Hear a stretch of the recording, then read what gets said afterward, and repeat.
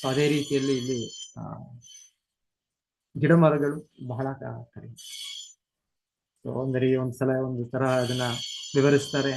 ನಮ್ಗೆ ಶಿಕ್ಷೆ ಕೊಡೋದು, ನಾವು ಶಾಲೆಯಲ್ಲಿದ್ದಾಗ, ಮಕ್ಕಳಾಗಿದ್ದಾಗ ಶಾಲೆಯಲ್ಲಿ ಶಿಕ್ಷಕರು ಮಕ್ಕಳಿಗೆ ಒಂದ್ಸಲ ಶಿಕ್ಷೆ ಕೊಡ್ಬೋದು, ಎದ್ದು ನಿಂತ್ಕೊಳ್ಳಿ, ಕುತ್ಕೊಳ್ಬೇಡಿ, ಇಲ್ಲ ನಿಮ್ಮ ಇರುವ ಒಂದು ಇದರಲ್ಲೇ ಬೆಂಚ್ನಲ್ಲೋ ಚೇರ್ನಲ್ಲೋ ಅದ್ರ ಮೇಲೆ ಎದ್ದು ನಿಂತು. ಸೊ ಹಾಗೆ ಹೇಳ್ತಾರೆ, ಇದೊಂದು ರೀತಿಯ ಶಿಕ್ಷೆ. ಆ ಗಿಡ ಮರಗಳ ಜೀವನದಲ್ಲಿ ಅವ್ರು ಎದ್ದು ನಿಲ್ಬೇಕು, ಅವರು ಕುತ್ಕೊಳ್ಳುವಾಗೂ ಇಲ್ಲ, ಹಾಗೆ ಅವರು ಸ್ಥಿರವಾಗಿ ಇರ್ಬೇಕು. ಹೇಳ್ತಾರೆ ಅಲ್ಲಿ ಬಹಳ ಪ್ರಜ್ಞೆಯ ಇದು ತುಂಬಾ ಕಡಿಮೆ ಇದೆ, ಆದ್ರೆ ನೋವನ್ನು ಸ್ವಲ್ಪ ಆಗುತ್ತೆ, ನೋವಿಲ್ಲ ಅಂತಲ್ಲ, ಹಾಗೆ ಅದರ ಬಹಳ ಕಡಿಮೆ ಆದರೂ ಕೂಡ ಇದೆ.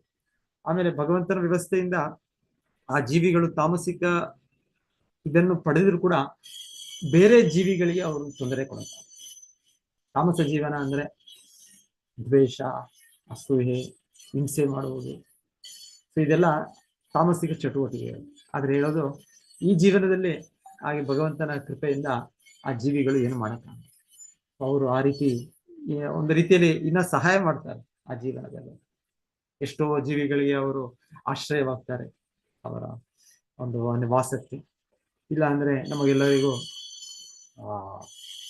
ಗಿಡ ಮರಗಳಿಂದಾನೇ ನಮ್ಗೆ ಆಹಾರಗಳು ಸಿಗುತ್ತೆ, ಹಣ್ಣುಗಳು ಸಿಗುತ್ತೆ, ತರಕಾರಿಗಳು ಸಿಗುತ್ತೆ. ಇಲ್ಲ ಅಂದ್ರೆ ಕೆಲವು ಇದರಲ್ಲಿ ಏನೂ ಪ್ರಯೋಜನ ಇಲ್ಲದೆ ಇರ್ಬೋದು, ಒಂದು ರೀತಿ ಪ್ರಯೋಜನ ಇಲ್ಲ ಅಂದ್ರೆ ಇದಕ್ಕೆ ಆಹಾರ ಏನು ಕೊಡದೇ ಇರ್ಬೋದು. ಆದ್ರೆ ಭಗವಂತನ ವ್ಯವಸ್ಥೆಯಿಂದ ಒಂದು ಕಟ್ಟಿಗೆ ಆಗಾದ್ರೂ ಅದು ನಮ್ಗೆ ನೆರವಾಗುತ್ತೆ. ಇಲ್ಲಾಂದ್ರೆ ನೆರಳು ಕೊಡೋದಕ್ಕೆಲ್ಲ ಭಗವಂತನ ಹೀಗೆ ಮಾಡಿರೋದು. ಎಲ್ಲ ಜೀವಿಗಳಿಗೆ ಗುಣಾನುಸಾರ ದೇಹ. ಇಲ್ಲಿ ಹೇಳ್ತಾ ಇದ್ದಾರೆ, ಇಲ್ಲಿ ಶ್ರೀಲ ಪ್ರಭುಪಾದ ಇನ್ನೊಂದು ಪಾಯಿಂಟ್ ಹೇಳ್ತಾ ಇರೋದು, ಈ ರೀತಿ ಒಂದು ಶೂನ್ಯವಾದ ತತ್ವ ಪ್ರಕಾರ ಆತ್ಮ ಇಲ್ಲ. ಈ ಜೀವನವಾದ್ಮೇಲೆ ಯಾವುದೋ ಒಂದು ರಾಸಾಯನಿಕ ಸಂಯೋಜನೆಯಿಂದ ಈ ದೇಹ ಬೆಳೆದಿದೆ, ಮತ್ತೆ ಅದು ಹಾಗೆ ಮುಗಿದೋಗ್ಬಿಡುತ್ತೆ. ಪ್ರತ್ಯೇಕ ಆತ್ಮ ಇಲ್ಲ. ಹಾಗೆ ಭಾವಿಸುವವರು ಕೂಡ ಅವರು ಎಲ್ಲವನ್ನು ಸೊನ್ನೆ ಮಾಡೋದ್ರಿಂದ ಹೇಳ್ತಾ ಇರಲಿ, ಅವರು ಕೂಡ ಈ ರೀತಿ ದೇಹವನ್ನು ಪಡೆಯಬೇಕು. ಸೊ ನಾವು ಯಾವ ಚಿಂತನೆ ಯಂ ವಾಪಿ ಸ್ಮರನ್ ಭಾವಂ ತ್ಯಜತ್ಯಂತೆ ಕಲೇವರಂ ತಂತಂ ಏವೈತಿ ಕೌಂತೆಯ ಸದಾ ತದ್ಭಾವ ಭಾವಿತ ಅಂತಕಾಲೇ ಚ ಮಾಮೇವ ಸ್ಮರನ್ ಮುಕ್ತ್ವಾ ಕಲೇವರಂ. ಸೊ ಭಗವಂತನು ಹೇಳೋದು, ಯಾವ ಚಿಂತನೆ ನಾವು ದೇಹವನ್ನು ಬಿಡೋವಾಗಿರುತ್ತೆ ಆ ರೀತಿಯ ದೇಹವನ್ನು ನಾವು ಪಡಿತೇವೆ.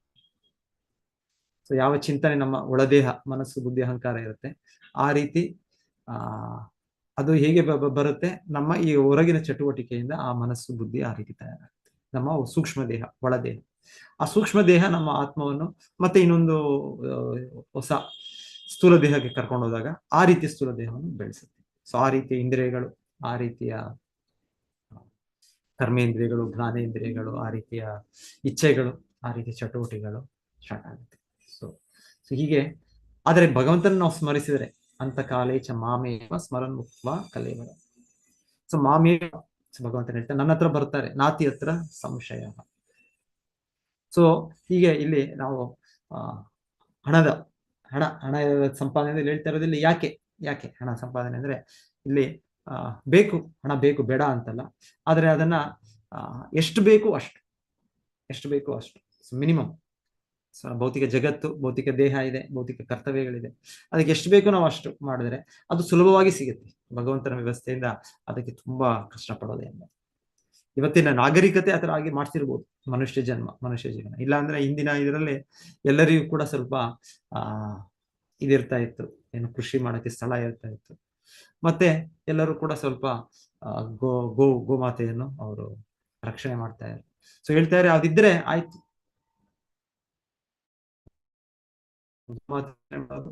ಮತ್ತೆ ಪ್ರದೇಶ ಸ್ಥಳ ಇದ್ರೆ, ಕೃಷಿ ಇದ್ರೆ, ಹೇಳ್ತಾರೆ ಅಷ್ಟಿಂದನೇ ಎಲ್ಲ ನಮ್ಗೆ ಅಗತ್ಯ, ಭೌತಿಕ ಏನು ಅಗತ್ಯ ಬೇಕು ಎಲ್ಲವೂ ಸಿಗುತ್ತೆ. ಸೊ ಅದಕ್ಕೂ ಕೃಷಿ ಮಾಡ್ಬೇಕು ಅಂದ್ರೆ ನಾವು ವರ್ಷವಿಡೀ ಮಾಡೋದು ಅಗತ್ಯ ಇಲ್ಲ. ಸರಿಯಾದ ಮಳೆ, ನಾವು ಸರಿಯಾಗಿ ಧಾರ್ಮಿಕವಾಗಿದ್ರೆ ಸರಿಯಾದ ಮಳೆ ಬರುತ್ತೆ, ಎಷ್ಟು ಬೇಕೋ ಅಷ್ಟೇ ಬರುತ್ತೆ, ಸರಿಯಾದ ಗಾಳಿ, ಸರಿಯಾದ ಬೆಳಕು. ಅದರಿಂದ ಕೆಲವು ಒಂದು 2-3 ತಿಂಗಳು ಮಾಡಿದ್ರೆ ಸಾಕು. ಸೊ ವರ್ಷವಿಡೀ ನಾವು ದುಡಿಯೋದು ಕೂಡ ಆಗತ್ತೆ. ಸೊ ಮತ್ತೆ ಬಾಕಿ ಸಮಯ ನಾವು ಆಧ್ಯಾತ್ಮಿಕತೆಯನ್ನು ಬೆಳೆಸ್ಬೋದು. ಸೊ ಹೀಗೆ ವೈದಿಕ ಸಂಸ್ಕೃತಿ ಹೀಗಿರ್ತಾ ಇತ್ತು, ಹಿಂದೆ ಹಾಗಿರ್ತಾ ಇತ್ತು. ಸೊ ಸೊ ಪ್ರಕೃತಿಗೆ ಅನುಗುಣವಾಗಿ, ಪ್ರಕೃತಿಗೆ ಸಹಕಾರವಾಗಿ ಇರುವ ಒಂದು ನಾಗರಿಕತೆ. ಸೊ ಆದರೆ ಈಗ ಆಗಲ್ಲ. ಈಗ ಎಲ್ಲರೂ ಕೂಡ ನಾವು ಬಿಡಬೇಕು, ನಾವು ಹೋಗ್ಬೇಕು, ದೂರ ಸಿಟಿಗೆ ಬರಬೇಕು. ಸಿಟಿಯಲ್ಲಿ ಜೀವನದಲ್ಲಿ ಒಂದು ನಾವು ಬೆಳಿಗ್ಗಿಂದ ಸಂಜೆವರೆಗೂ ದುಡಿಬೇಕು ನಾವು. ಹೀಗೆ ಇದು ಮಾಡಿರೋ ಒಂದು ಆಧುನಿಕ ನೀತಿ ನಾಗರಿಕತೆ. ಇಲ್ಲಾಂದ್ರೆ ಭಗವಂತನ ವ್ಯವಸ್ಥೆಯಲ್ಲಿ ಬಹಳ ಸುಲಭ. ಅನ್ನಾದ್ ಭವಂತಿ ಭೂತಾನಿ ಪರ್ಜನ್ಯ ಅನ್ನ ಸಂಭವ, ಯಜ್ಞಾದ್ ಭವತಿ ಪರ್ಜನ್ಯ ಯಜ್ಞ ಕರ್ಮ ಸಮುದ್ಭವ. ಸೊ ಭಗವಂತನು ಆ ಭಗವದ್ಗೀತೆಯಲ್ಲೂ ಕೂಡ ಅದು ನಮ್ಗೆ ಆಹಾರ ಬೇಕು ಈ ದೇಹದ ಪೋಷಣೆಗೆ. ಸೊ ಅದು ಬೇಕು ಅಂದ್ರೆ ನಮ್ಗೆ ಮಳೆ ಬೇಕು, ಮಳೆ ಬೇಕು ಅಂದ್ರೆ ನಮ್ಗೆ ಯಜ್ಞಗಳ ಆಚರಣೆ ಆಗ್ಬೇಕು. ಯಜ್ಞ ಆಚರಣೆ ಅಂದ್ರೆ ನಾವು ಧಾರ್ಮಿಕ ತತ್ವಗಳು ಭಗವಂತನ ಕೊಟ್ಟಿರೋ ಪಾಲನೆ ಮಾಡಿ. ಸೊ ಹೀಗೆ ಭಗವಂತನು ಸುಲಭವಾದ ಇದನ್ನು ಕೊಟ್ಟಿದ್ದಾನೆ. ಆದ್ರೆ ಈಗ ನಮ್ಮ ಮನುಷ್ಯನಿಗೆ ಭಗವಂತನ ಒಂದು ಬುದ್ಧಿ ಕೂಡ ಕೊಟ್ಟಿದ್ದಾನೆ.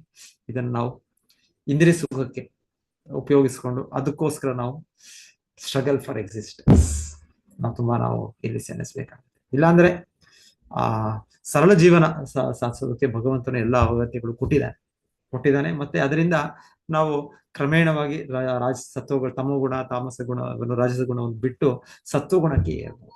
ಸತ್ವಗುಣದಲ್ಲಿ ನಮ್ಗೆ ಎಲ್ಲವೂ ಸರಿಯಾಗಿ ಅರ್ಥ ಆಗುತ್ತೆ. ನಾನು ಯಾರು, ಈ ಪ್ರಕೃತಿ ಏನು, ಈ ಭಗವಂತ ಯಾರು, ನನಗೆ ಭಗವಂತನ ಏನು ಸಂಬಂಧ, ಸೊ ನಾ ಈ ಜಗತ್ತಿನಲ್ಲಿ ನಾನು ಏನ್ ಮಾಡ್ಬೇಕು, ಏನ್ ಮಾಡಬಾರ್ದು, ಏನು ಪುಣ್ಯ ಚಟುವಟಿಕೆಗಳು, ಏನು ಪಾಪ ಚಟುವಟಿಕೆಗಳು. ಸೊ ಇಲ್ಲ ಅಂದ್ರೆ ಇಲ್ಲಿ ಹೇಳ್ತಾ ಇರೋದಿಲ್ಲ ಅರ್ಥ ಕೇವಲ ನಾವು ಇದಕ್ಕೆ ಹೇಗೋ ಒಂದು ಹಣವನ್ನು ಗಳಿಸ್ಬೇಕು ಅಂದ್ರೆ ಜನರು ಯಾವ ವೃತ್ತಿಯನ್ನು ಕೂಡ ಲೆಕ್ಕಿಸೋದಿಲ್ಲ. ಸೊ ಹಾಗೆ ಇಲ್ಲಿ ಹೇಳ್ತಾ ಇರೋದಿಲ್ಲ 4 ಮುಖ್ಯ ಪಾಪ ಚಟುವಟಿಕೆಗಳು. ಪ್ರಾಣಿಯ ಭಕ್ಷಣ. ಸೊ ಅದಕ್ಕೆ ಎಷ್ಟೋ ಇದೆ ಈಗ. ಸೊ ದೊಡ್ಡ ಇದಿದೆ, ಕಾರ್ಖಾನೆಗಳಿದೆ. ಸೊ ಆ ರೀತಿ ಅದರಲ್ಲಿ ಅವರಿಗೆ ತುಂಬಾ ಆರ್ಥಿಕ ಇದು ಸಿಗುತ್ತೆ. ಆದರೆ ಮರುಜೀವನದಲ್ಲಿ ಅವರು ಕೂಡ ಅದೇ ಪ್ರಾಣಿ ಆಗ್ಬೇಕಾಗುತ್ತೆ. ಸೊ ಒಂದು ರೀತಿ ನಾವು ಬೆಳೆಸ್ಕೊಳ್ತೇವೆ, ರಾಷ್ಟ್ರೀಯತೆಯನ್ನು ಬೆಳೆಸ್ಕೊಳ್ತೇವೆ. ನಾನು ಭಾರತೀಯ, ನಾನು ಅಮೇರಿಕನ್, ನಾನು ಬ್ರಿಟಿಷ್, ನಾನು ಈ ದೇಶದವನು, ಆ ದೇಶದವನು ಅಂತ. ಸೊ ಹೇಳ್ತಾರೆ ನಾವು ಬೆಳೆಸ್ಕೊಳ್ಳೋ ಇದರಿಂದ ನಾವು ಅದೇ ದೇಶದಲ್ಲಿ ಬೇರೆ ದೇಹವನ್ನು ಪಡೆದ್ರೆ, ಮನುಷ್ಯನ ದೇಹವನ್ನು ಪಡೆದೆ ನಾವು ಅದೇ ದೇಶದಲ್ಲಿ ಒಂದು ಪ್ರಾಣಿಯ ದೇಹವನ್ನು ಪಡೆದ್ರೆ ಅದೇ ದೇಶದವರು, ನಮ್ಮ ದೇಶದವರೇ ನಾವು ಅಲ್ಲಿ ಹುಟ್ಟಿದಾಗ ನಮ್ಮನ್ನು ತಿಂತಾರೆ. ನಾನು ಮನುಷ್ಯನಾಗಿದ್ದಾಗ ಆ ದೇಶದಲ್ಲಿ ಎಲ್ಲರೂ ಹೇಳ್ಬೋದು, ಓ ಇಲ್ಲ ನಮ್ಮ ದೇಶದವ, ಅವ್ರನ್ನ ರಕ್ಷಿಸಬೇಕು.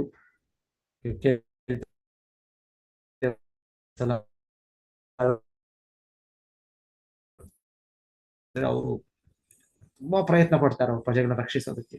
ಅವ್ರು ಹೋಗಿ ಕಳಿಸ್ತಾರೆ, ಇನ್ನ ಒಂದಿಷ್ಟು ಸಿಬ್ಬಂದಿ ಕಳಿಸಿ. ಆ ತರ ಒಂದು ಏರ್ ಕ್ರಾಫ್ಟ್ ಇರುತ್ತೆ, ಅವ್ರ ಹತ್ರ ಇದಿರುತ್ತೆ. ಅವ್ರನ್ನ ಹೋಗಿ ಮತ್ತೆ ಅವರು ರಕ್ಷಣೆ ಮಾಡಿ ತರ್ತಾರೆ. ಮತ್ತೆ ನೋಡಿ ನಮ್ಮ ದೇಶದಲ್ಲಿ ನಮ್ಮ ಪ್ರಜೆಗಳಿಗೆ ಎಷ್ಟು ರಕ್ಷಣೆ ಇದೆ, ನಾವು ಯಾವಾಗಲೂ ಕೂಡ ಸಾಯೋದಕ್ಕೆ ಬಿಡೋದಿಲ್ಲ ನಾವು. ಇರ್ಬೋದು, ಆದ್ರೆ ಅದೇ ದೇಶದಲ್ಲಿ ನಾವು ಒಂದು ಪ್ರಾಣಿಯಾಗಿ ಹುಟ್ಟಿದ್ರೆ ಅವರೇ ನಮ್ಮನ್ನ ತಿಂತಾರೆ. ಸೊ ಹೀಗಿದೆ ಈಗ ಇರುವ ಇದು ಅಂಧಕಾರದ ಅಜ್ಞಾನದ ಜೀವನ. ಸೊ ಮನುಷ್ಯರು ನಮ್ಮ ಅಣ್ಣ ತಮ್ಮಂದಿರು, ಅಕ್ಕ ತಂಗಿಯರು ಅಂತ ಭಾವಿಸ್ತೇವೆ. ಅದೇ ಪ್ರಾಣಿಗಳು ಅವರು ನಮ್ಮ ಆಹಾರ ಅಂತ ಭಾವಿಸ್ತೇವೆ. ಸೊ ಇದೆಲ್ಲ ಅಜ್ಞಾನ. ಇದು ಅಜ್ಞಾನ. ಸೊ ಹಾಗೆ ಇಲ್ಲಿ ಹೇಳ್ತಾ ಇರೋದಿಲ್ಲ ಆ ರೀತಿಯ ರಾಷ್ಟ್ರೀಯತೆ, ಆ ರೀತಿಯ ಅಜ್ಞಾನದ ನಾಗರಿಕತೆ. ಅದರಿಂದ ನಮಗೆ ತಾತ್ಕಾಲಿಕವಾದ ಲಾಭ ಉಂಟು ಅಷ್ಟೇ, ಕೆಲವು ವರ್ಷಗಳು, 16 ವರ್ಷಗಳು, ಇಲ್ಲಾಂದ್ರೆ ಮ್ಯಾಕ್ಸಿಮಮ್ 100 ವರ್ಷ. ಸೊ ಅದರ ನಂತರ ನಮಗೆ ಆ ರೀತಿಯ ರಾಷ್ಟ್ರೀಯತೆ, ಆ ರೀತಿಯ ಜ್ಞಾನಾರ್ಜನೆಯಿಂದ ನಮಗೆ ಅನಾಹುತವೇ ಆಗುತ್ತೆ.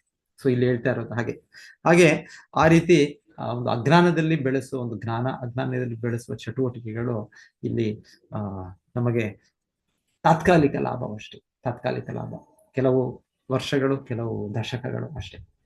ಸೊ ಪ್ರಭುಪಾದರು ಎಚ್ಚರಿಕೆ ನೀಡುತ್ತಿದ್ದಾರೆ, ಈ ತರ ಚಟುವಟಿಕೆಗಳಿದೆ, ಈ ತರ ಇಂದ್ರಿಯ ಸುಖಕ್ಕೆ, ಹಣ ಸಂಪಾದನೆಗೆ ಯಾವ ರೀತಿಯ ವೃತ್ತಿಗಳು.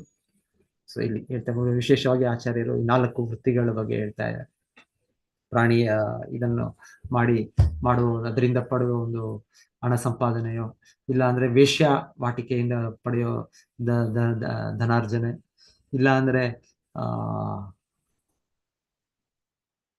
ಇದು ಕುಡಿಯೋದು, ಸಿಗರೇಟು, ಬೀಡಿ. ಸೊ ಈಗ ಡ್ರಗ್ಸ್ ಕೂಡ ಈಗ ಎಷ್ಟಿದೆ. ಈಗ ಎಷ್ಟೆಷ್ಟು ದೇಶಗಳಲ್ಲಿ ಅದೇ ಮುಖ್ಯವಾದ ಅವ್ರಿಗೆ ಆದಾಯ. ಇನ್ನೇನು ಆದಾಯ ಇಲ್ಲ ಮೇನ್ ಆಗಿ ಡ್ರಗ್ಸ್. ಅದನ್ನು ಬೆಳೆಸಿ ಅದನ್ನು ಬೇರೆ ದೇಶದಲ್ಲಿ ಕಳಿಸೋದು. ಮತ್ತೆ ಅಲ್ಲಿ ಯುವಕರಲ್ಲಿ ಎಲ್ಲವೂ ಕೂಡ ಅವರು ಎಕ್ಸ್ಪೆರಿಮೆಂಟ್ ಮಾಡ್ತಾ ಇರ್ತಾರೆ. ಎಲ್ಲವೂ ಕೂಡ ಅವರು ಶೋಧನೆ ಮಾಡ್ತಾ ಇರ್ತಾರೆ, ಎಲ್ಲ ಒಂದು ಅನುಭವವನ್ನು ಪಡೆಯೋದಕ್ಕೆ ಪ್ರಯತ್ನ ಮಾಡ್ತಾ ಇರ್ತಾರೆ. ಸೊ ಹಾಗೆ ಅವರು ಬೇಗ ಅವರು ಆ ಬಲಿ ಆಗ್ತಾರೆ. ಹೀಗೆ ದೊಡ್ಡ ದೊಡ್ಡ ಆರ್ಥಿಕ ದೇಶಗಳು, ಆದರೆ ಅಲ್ಲಿ ಅಷ್ಟು ರೀತಿಯ ಪ್ರಾಬ್ಲಮ್, ಡ್ರಗ್ ಪ್ರಾಬ್ಲಮ್ ಅಲ್ಲಿ. So ಇದೆಲ್ಲ ಇದೆ, ಇದೆಲ್ಲ ಮಾದಕ ವಸ್ತು ಸೇವನೆ, ಮಾದಕ ವಸ್ತು ಅದರ ವ್ಯಾಪಾರ. So ಈ ರೀತಿ ಇಲ್ಲಿ ಹೇಳ್ತಾ ಇದ್ದಾರೆ, ಇದು ಕೇವಲ ತಾತ್ಕಾಲಿಕ ಆರ್ಥಿಕ ಇದಕ್ಕೋಸ್ಕರ ಮಾಡ್ತಾ ಇರೋದು, ಆದರೆ ಇದರಿಂದ ಪರಿಣಾಮ ತಾತ್ಕಾಲಿಕ. ಇವಾಗ ಸದ್ಯಕ್ಕೆ ಅವರಿಗೇನಾಗದೆ ಇರ್ಬೋದು, ಯಾರು ಇದನ್ನ ಮಾಡ್ತಾ ಇದ್ದಾರೆ, ಅದನ್ನ ವ್ಯಾಪಾರ ಮಾಡ್ತಾ ಇದ್ದಾರೆ, ಆದ್ರೆ ಮುಂದೆ ಕಾದಿದೆ ತುಂಬಾ ಅವ್ರಿಗೆ ದೊಡ್ಡ ಅವ್ರಿಗೆ ಅಂತರ ಕಾದಿದೆ. ಸೊ ಇಲ್ಲಿ ಹೇಳ್ತಾ ಇರೋದು ಈ ಶ್ಲೋಕದಲ್ಲಿ ಅವರು ಇಲ್ಲಿ ಗಿಡಮರಗಳ ಜೀವನ, ಇಲ್ಲಾಂದ್ರೆ ಬೆಟ್ಟ ಗುಡ್ಡಗಳ ಜೀವನ ಪ್ರವೇಶಿಸಬೇಕು. ಭಗವದ್ಗೀತೆಯಲ್ಲಿ ಕೃಷ್ಣ ಹೇಳ್ತಾರೆ, ತಾನಹಂ ವಿಷತ ಕ್ರೂರ, ಯಾರು ಈ ತರ ಕ್ರೂರಿಗಳಾಗಿ ಬೇರೆ ಜನರ ಹಿತವನ್ನು ಲೆಕ್ಕಿಸದೆ ತಮ್ಮ ಸ್ವಾರ್ಥವನ್ನು ಮಾತ್ರ ಅವರು ಪರಿಗಣಿಸಿ ಅವ್ರ ಜೀವನವನ್ನು ಸಾಗಿಸ್ತಾರೋ ಅವರನ್ನು ನಾನು ಇನ್ನ ನರಕ ಸದೃಶ ಜೀವನದಲ್ಲಿ ತಳ್ತೇನೆ. ಹೀಗಿದೆ. ಆದರೆ ಇದರ ಬಗ್ಗೆ ಇವತ್ತು ನಮ್ಗೆ ಶಿಕ್ಷಣ ಇಲ್ಲ, ಇದರ ಬಗ್ಗೆ ಜ್ಞಾನ ಇಲ್ಲ, ಇದರ ಬಗ್ಗೆ ನಮ್ಗೆ ನಂಬಿಕೆ ಹೋಗೋ ರೀತಿಯಲ್ಲಿ ಮಾಡ್ತಾರೆ, ಆಗ್ಲಿ ನಂಬಿಕೆ ಬರೋ ರೀತಿ ಮಾಡೋದಿಲ್ಲ. ಎಷ್ಟೋ ಜನ ವ್ಯಕ್ತಿಗಳು ಎಲ್ಲಿದ್ದಾರೆ ದೇವರು, ಯಾರು ನೋಡಿದ್ದಾರೆ ದೇವರು, ಯಾರು ದೇವರನ್ನು ಅವರಿಲ್ಲ. ದೊಡ್ಡ ದೊಡ್ಡ ವ್ಯಕ್ತಿಗಳು, ಕೆಲವೊಮ್ಮೆ ನಮ್ಗೆ ನಾವು ಅನ್ಕೊಂಡಿರ್ತೀವಿ, ಈ ವ್ಯಕ್ತಿ ದೊಡ್ಡ ವ್ಯಕ್ತಿ, ಈ ವ್ಯಕ್ತಿ ಇಷ್ಟು ಸಾಧಿಸಿದ್ದಾರೆ, ಇವರು ಈ ರೀತಿಯ ಒಂದು ಫ್ರೀಡಮ್ ಫೈಟರ್, ಆದ್ರೆ ಮತ್ತೆ ಹಿನ್ನೆಲೆ ನೋಡಿದ್ರೆ ಅವರು ನಾಸ್ತಿಕರು, ಅವ್ರಿಗೆ ಅಷ್ಟು ಕೂಡ ಜ್ಞಾನ ಇಲ್ಲ. ಎಲ್ಲವೂ ಸೃಷ್ಟಿ ಮಾಡುವ ಒಬ್ಬ ಭಗವಂತನಿದ್ದಾನೆ, ಎಲ್ಲದರ ಒಡೆಯ ಒಬ್ಬ ಭಗವಂತನಿದ್ದಾನೆ, ಮತ್ತೆ ಅವನ ನಿಯಮಗಳಂತೆ ನಾವು ಪಾಲಿಸಬೇಕು. ಸೊ ಅವನು ನಮ್ಮ ಪರಮ ಹಿತೈಷಿ, ಆ ಜ್ಞಾನವಿಲ್ಲ. ಸೊ ನಾಸ್ತಿಕರಾಗಿದ್ದಾರೆ ಎಷ್ಟೋ ಜನ. ಸೊ ನಾಸ್ತಿಕತೆ ಮೊದಲ ಇದು, ಅದರಲ್ಲಿ ಯಾವ ಒಂದು ಇದು ಇಲ್ಲ. ನಾಸ್ತಿಕತೆ ಅಂದ್ರೆ ಅಲ್ಲಿ ಯಾವ ಒಂದು ನೈತಿಕತೆನೇ ಇಲ್ಲ. ಅಲ್ಲಿ ಒಬ್ಬ ಎಲ್ಲ ಪರಮ ಹಿತೈಷಿ ಭಗವಂತನನ್ನು ಅಂಗೀಕರಿಸಿರೋ ಒಂದು ಇದು. ಹೆಚ್ಚಾಗಿ ನಾಸ್ತಿಕತೆ ಬರೋದು ಏನಂದ್ರೆ, ಏನೋ ಒಂದು ಕೆಟ್ಟ ಅನುಭವ ಜೀವನದಲ್ಲಿ, ಕೆಟ್ಟ ಅನುಭವ ಆಗತ್ತೆ, ನಮ್ಮ ಕರ್ಮ ನಮಗೆ ಬರುತ್ತೆ, ನಾವು ತಿನ್ಬೇಕು ಮಾಡಿದ್ದು ಮಾರಾಯ. ಸೊ ಅದಕ್ಕೆ ನಾವು ಆತರ ನಾವು ಈ ತರ ಭಗವಂತನಿದ್ರೆ ಯಾಕೆ ಈ ತರ ನನ್ನ ಕಷ್ಟ ಬರುತ್ತೆ, ಇಲ್ಲ ಈ ರೀತಿಯ ಒಂದು ಅವ್ಯವಸ್ಥೆ ಆಗ್ತಿದೆ ಅಂತ ನಾವು ಅನ್ಕೊಳ್ತೀವಿ. ನಾಸ್ತಿಕತೆ ದೊಡ್ಡ ಅಪಾಯ, ದೊಡ್ಡ ಗಂಡಾಂತರ.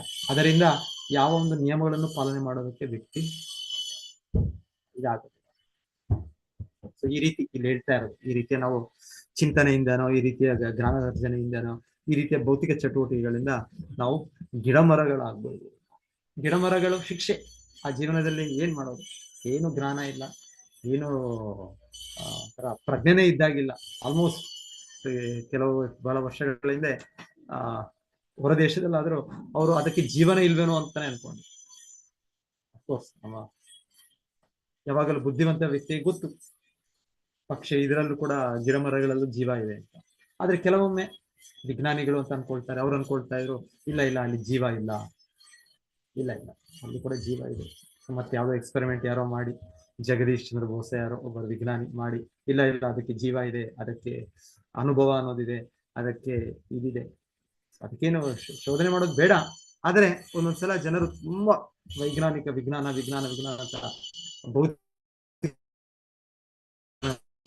ಅವರು ಎಲ್ಲವನ್ನೂ ಪ್ರಶ್ನಿಸಕ್ಕೆ ಶುರು ಮಾಡ್ತಾರೆ.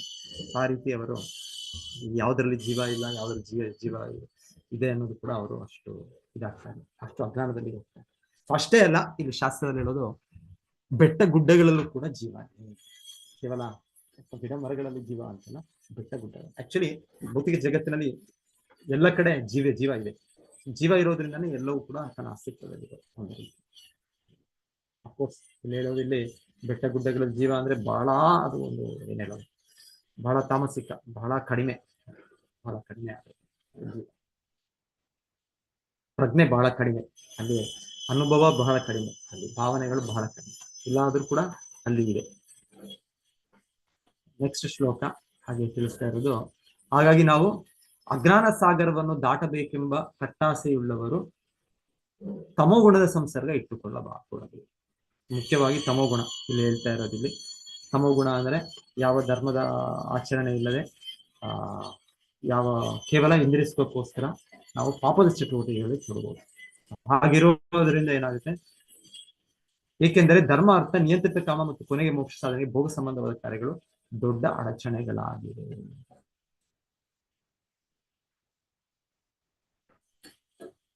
ಏನಿವೆ ಶಿಲ ಪ್ರಭುಪಾದರು ಹೇಳ್ತಾ ಇದ್ದಾರೆ ಭಾವಾರ್ಥದಲ್ಲಿ, ಅಟ್ಲೀಸ್ಟ್ ಮಾನವ ಸಮಾಜ ಅಂದ್ರೆ ಸ್ವಲ್ಪ ಆದರೂ ನಿಯಮಿತವಾಗಬೇಕು, ಧರ್ಮ, ಅರ್ಥ, ಕಾಮ. ಆದರೆ ಕೊನೆಗೆ ಮುಖ್ಯವಾದದ್ದು ಇದರಿಂದ ಬಿಡುಗಡೆ, ಅಂತಿಮ ಪರಿಹಾರ ನಮಗೆ ಮನುಷ್ಯ ಜನ್ಮದಲ್ಲಿ ಮಾತ್ರ ಸಾಧ್ಯ ಆಗುತ್ತೆ. ಹಾಗೆ ನಾವು ಅದನ್ನು ಯಾವಾಗಲೂ ಗುರಿಯಾಗಿಟ್ಕೊಳ್ಬೇಕು. ಬೇರೆ ಚಟುವಟಿಕೆಗಳು, ಕಾರ್ಯಗಳು ನಡೀತಾ ಇದೆ, ಆದರೆ ನಾವು ಅದನ್ನು ಯಾವಾಗಲೂ ಕೂಡ ತುಂಬ ಗಟ್ಟಿಯಾಗಿ ಅದನ್ನು ಗುರುತಿಸಿ ಅದನ್ನು ಸ್ವೀಕರಿಸಬೇಕು. ಆಗ ನಾವು ಬೇರೆ ಚಟುವಟಿಕೆಗಳು ಕೂಡ ನಾವು ಮುಂದುವರಲಿಕ್ಕೆ, ಸರಿಯಾಗಿ ಮುಂದುವರಲಿಕ್ಕೆ ಸಾಧ್ಯವಾಗುತ್ತೆ. ಇಲ್ಲಾಂದ್ರೆ ನಾವು ಕೆಳಗೆ ಬರೋಕೆ ಬಹಳ ಸುಲಭ. ಹೇಳೋದು ಇವಾಗ ಮೇಲೆ ಹತ್ತಬೇಕು ಅಂದ್ರೆ ಒಂದು ಇದಕ್ಕೆ ಒಂದೊಂದು ಹೆಜ್ಜೆ ಹತ್ತಬೇಕು, ಒಂದು ಮಹಡಿ ಹತ್ತ ಮೇಲೆ ಹೋಗ್ಬೇಕು ಅಂದ್ರೆ, ಆದ್ರೆ ಕೆಳಗೆ ಬರೋಕೆ ಬಹಳ ಸುಲಭ. ಹಾಗೆ ಮನುಷ್ಯ ಜನ್ಮದಿಂದ ನಾವು ಪತನಗೊಳ್ಳೋದು ಬಹಳ ಸುಲಭ. ಪ್ರಾಣಿಗಳಾಗಿ, ಪಕ್ಷಿಗಳಾಗಿ, ಗಿಡ ಮರಗಳಾಗಿ ಬರೋದು ಬಹಳ ಸುಲಭ. ಆದ್ರೆ ಇಲ್ಲಿಂದ ಮೇಲೆ ಹೋಗೋದು ನಾವು ಅದನ್ನ ಗಟ್ಟಿಯಾಗಿ ಇಟ್ಕೊಳ್ಬೇಕು. ಗುರು ಮತ್ತೆ ಶಾಸ್ತ್ರ, ಸೊ ಅವರನ್ನು ಗಟ್ಟಿಯಾಗಿ ಇಟ್ಕೊಳ್ಬೇಕು. ಹಾಗೆ ಹೇಳ್ತಾರೆ ಅವರ ನಿರ್ದೇಶನಗಳು, ಅದನ್ನು ಗಟ್ಟಿಯಾಗಿ ಇಟ್ಕೊಂಡ್ರೆ ನಾವು ಮೇಲೆ ಹೋಗ್ಬೋದು. ಆಮೇಲೆ ನಮಗೇನು ಕಲಿಯುಗದಲ್ಲಿ ಅಷ್ಟು ದೊಡ್ಡ ಇದಕ್ಕೆ ಕಟ್ಟುನಿಟ್ಟಾದ ಇದಕ್ಕೆ ಕೂಡ ಇಲ್ಲ. ಕಲಿಯುಗದಲ್ಲಿ ಭಗವಂತನ ನಾಮವನ್ನು ಕೊಟ್ಟಿದ್ದಾರೆ. ಹರೇ ಕೃಷ್ಣ ಹರೇ ಕೃಷ್ಣ, ಕೃಷ್ಣ ಕೃಷ್ಣ ಹರೇ ಹರೇ, ಹರೇ ರಾಮ ರಾಮ ರಾಮ ಹರೇ ಹರೇ. ಸುಲಭ ಪ್ರಕ್ರಿಯೆ. ಸೊ ಇದರಿಂದ ನಮ್ಮ ಪ್ರಜ್ಞೆ ಪರಿಶುದ್ಧವಾಗುತ್ತೆ, ಸರಿಯಾದ ಜ್ಞಾನ ಬರುತ್ತೆ, ಇದೆಲ್ಲವೂ ಕೂಡ ನಮಗೆ ಸ್ಪಷ್ಟವಾಗಿ ಅರ್ಥ ಆಗುತ್ತೆ. ಸೊ ಮತ್ತೆ ನಮಗೆ ಮನಸ್ಸು, ಇಂದ್ರಿಯಗಳು ಕೂಡ ಭಗವಂತನ ಕೃಪೆಯಿಂದ ಭಗವಂತನ ಮೇಲೆ ಇಟ್ಟಾಗ ಈ ಪಾಪದ ಆ ಇಚ್ಛೆಗಳು ಕೂಡ ನಾಶವಾಗುತ್ತೆ. ಎಲ್ಲವೂ ಭಗವಂತನ ಭಕ್ತಿಯ ಚಟುವಟಿಕೆಗಳಿಂದ ಎಲ್ಲವೂ ಕೂಡ ಕಾರ್ಯಸಾಧ್ಯವಾಗುತ್ತೆ. ಸೊ ಸುಲಭವಾದ ಪ್ರಕ್ರಿಯೆ. ಸೊ ಒಂದು ಜ್ಞಾನ, ಇನ್ನೊಂದು ವಿಜ್ಞಾನ. ಹಿಂದೆ ಶ್ಲೋಕದಲ್ಲಿ ಹೇಳಿದ್ದು ಜ್ಞಾನ ವಿಜ್ಞಾನ ಅಂದ್ರೆ ಯಾವುದೋ ಭೌತಿಕ ಜ್ಞಾನ, ಭೌತಿಕ ವಿಜ್ಞಾನ ಅಂತಲ್ಲ. ನಿಜವಾದ ಜ್ಞಾನ ಅಂದ್ರೆ ಆತ್ಮದ ಜ್ಞಾನ. ನಾವು ದೇಹ ಅಲ್ಲ, ನಾವು ಆತ್ಮ, ಮತ್ತು ಭಗವಂತನಿದ್ದಾನೆ ಪರಮಾತ್ಮ, ಅದು ಜ್ಞಾನ. ಮತ್ತೆ ಅದನ್ನು ಪಡೆಯುವುದು, ಅದನ್ನು ಸಾಕ್ಷಾತ್ಕರಿಸುವುದು, ಅದನ್ನ ವಿಜ್ಞಾನ, ವಿಶೇಷವಾದ ಆ ಜ್ಞಾನವನ್ನು ನಾವು ಅಭ್ಯಾಸ ಮಾಡಿ ಅದನ್ನು ದರ್ಶನವನ್ನು ಪಡೆಯುವುದು, ಅದು ವಿಜ್ಞಾನ. ಇದು ಜ್ಞಾನ ವಿಜ್ಞಾನ. ಇಲ್ಲಿ ಹೇಳ್ತಾ ಇರೋದು, ಇಲ್ಲಿ ಜ್ಞಾನ ನಿವಶತಿ ಮುಖ್ಯತಃ. ಆದರೆ ತಾಮಸಿಕ ಚಟುವಟಿಕೆಗಳು ಈ ಜ್ಞಾನ ವಿಜ್ಞಾನವನ್ನು ನಾಶನ ಮಾಡಿಬಿಡುತ್ತೆ. ಭಗವಂತನ ಹೇಳ್ತಾನೆ ನಮ್ಮ ಕಡೆ ಭಗವದ್ಗೀತೆ, ಜ್ಞಾನ ವಿಜ್ಞಾನ ನಾಶನಂ. ಇಂದ್ರಿಯ ಸುಖದಲ್ಲಿ ತೊಡಗುವ ಚಟುವಟಿಕೆಗಳು, ಕಾಮ, ಕ್ರೋಧ, ಲೋಭ, ಮೋಹ, ಇವೆಲ್ಲ ಚಟುವಟಿಕೆಗಳು ಜ್ಞಾನ ವಿಜ್ಞಾನ ನಾಶನ.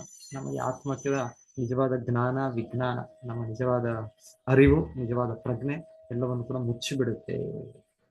ಸೊ ಹಾಗಾಗಿ ಇಲ್ಲಿ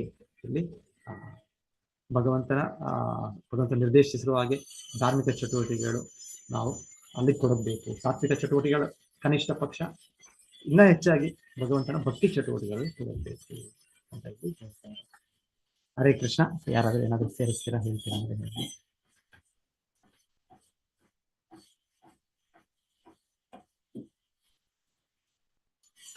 ಇಲ್ಲಾಂದ್ರೆ ಇಲ್ಲಿ ಹೇಳ್ತಾ ಇರೋ ತರ ಗಿಡ ಮರಗಳ ಜೀವನ ತುಂಬಾ ದೊಡ್ಡ ಜೀವನ. ಅಟ್ಲೀಸ್ಟ್ ಮನುಷ್ಯರು, ಪ್ರಾಣಿಗಳು, ಪಕ್ಷಿಗಳು ಅಂದ್ರೆ ಕೆಲವು ವರ್ಷಗಳಷ್ಟೇ. ಆದ್ರೆ ಈ ರೀತಿಯ ಗಿಡ ಮರಗಳಂದ್ರೆ ಸಾಮಾನ್ಯವಾಗಿ ಬಹಳ ಎಷ್ಟು ಜೀವರಾಶಿಗಳು, 20 ಲಕ್ಷ ಜೀವರಾಶಿಗಳು ಗಿಡ ಮರಗಳ ಒಂದಾದ್ಮೇಲೆ 20 ಲಕ್ಷ ಜನ್ಮಗಳು. ಹಾಗೆ ತುಂಬಾ ದೊಡ್ಡ ಜೀವಾವಧಿ, ಕಾಲಾವಧಿ. ಸೊ ಮತ್ತೆ ಅಷ್ಟರವರೆಗೂ ಸಮಯ ನಾವು ಮತ್ತೆ ಅವಕಾಶವನ್ನು ಕಳ್ಕೊಂಡು, ಸಪೋಸ್ ಇವಾಗ ಏನೋ ಪರೀಕ್ಷೆ ಬರೀತಾ ಇದ್ದೀವಿ, ಪರೀಕ್ಷೆ ಬರೆಯುವಾಗ first attempt, second attempt, third attempt, okay ಇರ್ಬೋದು, ಅಟೆಂಪ್ಟ್ಗಳು ಸಿಗ್ಬೋದು ನಮ್ಗೆ 6 ತಿಂಗಳಿಗೊಮ್ಮೆನೋ 1 ವರ್ಷಕ್ಕೊಮ್ಮೆನೋ. ಆದ್ರೆ ಇಲ್ಲಿ ಹೇಳ್ತಾ ಇರೋದು, ಇಲ್ಲಿ ಪ್ರಾಣಿ ನಾವು ಪರ್ವತ, ಬೆಟ್ಟ ಗುಡ್ಡಗಳ ಜೀವನಕ್ಕೆ ಹೋಗ್ಬಿಟ್ರೆ ಎಷ್ಟೋ ಸಾವಿರಾರು ಲಕ್ಷಾಂತರ ಕೋಟ್ಯಂತರ ವರ್ಷ. ಸೊ ಇದು ಮತ್ತೆ ಅಷ್ಟವರೆಗೂ ನಮ್ಗೆ ಅವಕಾಶ ಇಲ್ಲ. ಮತ್ತೆ ಪರೀಕ್ಷೆ ಬರೆಯಕ್ಕೆ ಅವಕಾಶ ಇಲ್ಲ, ಯಾವುದೋ ಒಂದು ಪರೀಕ್ಷೆ. ಅದೇ ರೀತಿಯಲ್ಲಿ ಮಾನವ ಜನ್ಮ, ಅಲ್ಲಿ ಮಾತ್ರ ನಮ್ಗೆ ಅವಕಾಶ. ಈ ಜನ್ಮಗಳಲ್ಲಿ ಅವಕಾಶವೇ ಇಲ್ಲ, ಸಂಪೂರ್ಣ ಅಂಧಕಾರ. ಲಬ್ಧ್ವಾ ಸುದುರ್ಲಭಂ ಇದಂ ಬಹು ಸಂಭವ ಅಂತೆ. ಸೊ ಮಾನವ ಜನ್ಮ ಸಿಕ್ಕಿದೆ ಅಂದ್ರೆ ನಮ್ಗೆ ಈ ರೀತಿ ಇದೆಲ್ಲವೂ ಮುಗಿಸ್ಕೊಂಡು ಬಂದು ನಮ್ಗೆ ಮತ್ತೆ ಒಂದು ಅವಕಾಶ ಈಗ ಸಿಕ್ಕಿದೆ. ಈ ಕಳ್ಕೊಂಡ್ರೆ ಮತ್ತೆ ಗೊತ್ತಿಲ್ಲ ನಮ್ಗೆ ಮತ್ತೆ ಯಾವಾಗ ಅವಕಾಶ ಸಿಗುತ್ತೆ, ಗೊತ್ತಿಲ್ಲ. ಪ್ರಭುಜಿ ಈಗ ಇದು ಮರಗಳು 20 ಲಕ್ಷ ಇದ್ರೆ ಆ 20 ಲಕ್ಷದಲ್ಲಿ ಪ್ರತಿಯೊಂದರಲ್ಲಿಯೂ ಹೋಗಿ ಬರ್ಬೇಕಾ ಪ್ರಭುಜಿ? ಡಿಪೆಂಡ್ ಆಗುತ್ತೆ, ಅದು ಎಲ್ಲಿ ಬೀಳ್ತೇವೆ ಅಲ್ಲಿ ಡಿಪೆಂಡ್ ಆಗುತ್ತೆ. ಸ್ನೇಕ್ ಅಂಡ್ ಲ್ಯಾಡರ್ ಅದು ಇದೆ ಅಲ್ವಾ, ಅಲ್ಲಿ ಹೇಗೆ ನಾವು ಯಾವ ನಂಬರ್ ಅಲ್ಲಿ ಬಿದ್ರೆ ಅಲ್ಲಿಂದ ಬರ್ಬೇಕಾಗುತ್ತೆ. ಸೊ ಹಾಗೆ ಅದು ಯಾವ ರೀತಿಯಲ್ಲಿ ಅಂದ್ರೆ 84 ಲಕ್ಷದೊಳಗೂ ಹೋಗಿ ಬರ್ಬೇಕು ಅಂತ ಒಂದ್ ಉಂಟಲ್ಲ? ರೀತಿ ಬಂದಾಗ ಬಟ್ ಫಸ್ಟ್ ಆಕ್ಚುಲಿ ಹೇಳೋದು ಮೇಲೆ ಬೀಳ್ತೀವಿ ಅಂತ ಹೇಳ್ತೀವಿ. ಫಸ್ಟ್ ಬಂದಾಗ ಅಷ್ಟು ಕೆಳಗಿಂದ ಬರೋದಿಲ್ಲ ಅಂತಾನು ಒಂದೊಂದ್ಸಲ ಹೇಳ್ತಾರೆ. ಬೇರೆ ಬೇರೆ ರೀತಿಯಲ್ಲಿ ಹೇಳ್ತಾರೆ ಎಕ್ಸ್ಪ್ಲನೇಷನ್. ಬಟ್ ಎನಿವೆ ಆದ್ರೆ ಬಹಳ ಸಮಯ, ಬಹಳ ಸಮಯ, ಲಕ್ಷ ಲಕ್ಷ ಕೋಟಿ ಕೋಟಿ ಲೆಕ್ಕಕ್ಕೆ ಆಗುದಿಲ್ಲ, ಬಹಳ ಸಮಯ. ತುಂಬಾ ಶಬ್ದ ಇದೆ ಪ್ರಭುಜಿ. ಇದೇನೋ ಹಿಂದೆ ಸ್ವಲ್ಪ ಕನ್ಸ್ಟ್ರಕ್ಷನ್ ಇದೆ, ಹಾಗೆ ಅದರಿಂದ ತುಂಬಾ ನಮ್ಗೆ ಕ್ಲಾಸ್ ಕೇಳಲಿಕ್ಕೆ ಕಷ್ಟ ಆಗ್ತದೆ ಹೆಚ್ಚು.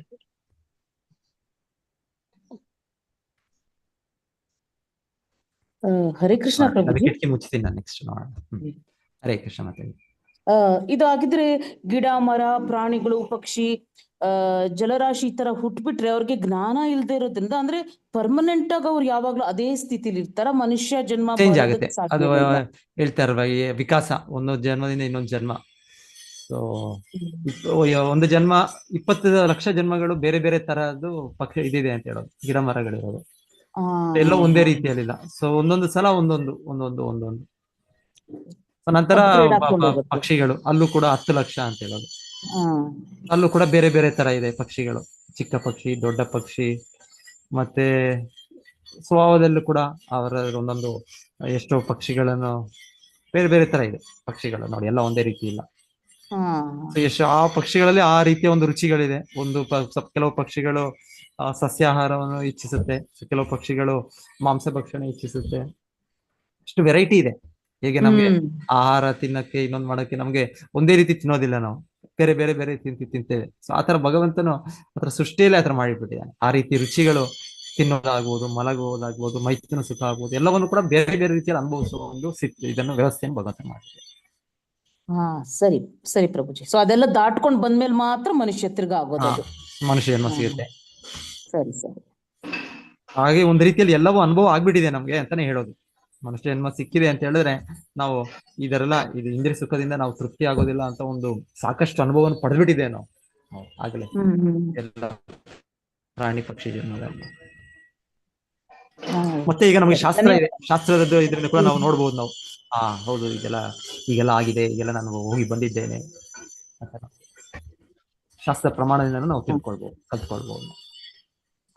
ಒಂದು ಅನುಭವಕ್ಕಿಂತ ಹೆಚ್ಚು ಶಾಸ್ತ್ರದಿಂದ ಕೇಳೋದ್ರಿಂದ, ಶ್ರವಣದಿಂದ ನಮಗೆ ತಿಳಿಯುತ್ತೆ.